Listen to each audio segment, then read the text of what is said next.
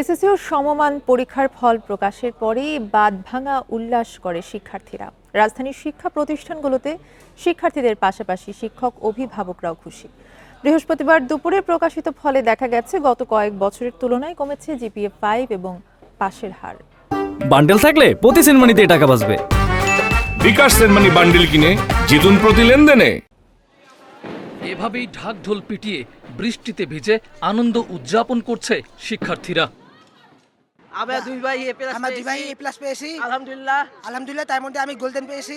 আমার সবচেয়ে বেশি ভালো সাজেশন হবে পরীক্ষার হলে স্ট্রেস নেওয়া যাবে না, কারণ স্ট্রেস নিলে পারা জিনিসও পারা যায় না। আলহামদুলিল্লাহ, এই গত 2024 জুলাই অভ্যুত্থানে আমার চোখে পিলখানার সামনে গুলি লেগেছিল।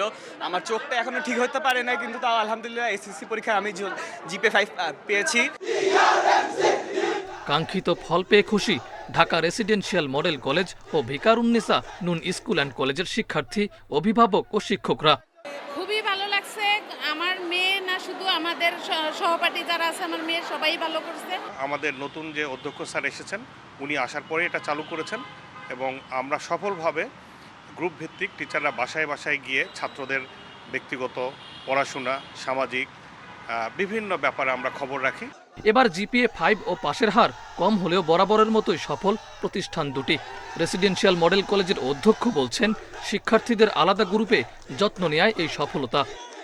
563 জন স্টুডেন্টকে আমরা 66টা ভাগে ভাগ করেছিলাম এবং আমাদের টিচাররা প্রত্যেকটা গ্রুপে একজন গ্রুপ টিচার হিসেবে কাজ করেছে। এসএসসিতে এবার পাশের হার 68.45% এবং জিপিএ 5 পেয়েছে 1,39,032 জন, আর ফেল করেছে 6,660 শিক্ষার্থী।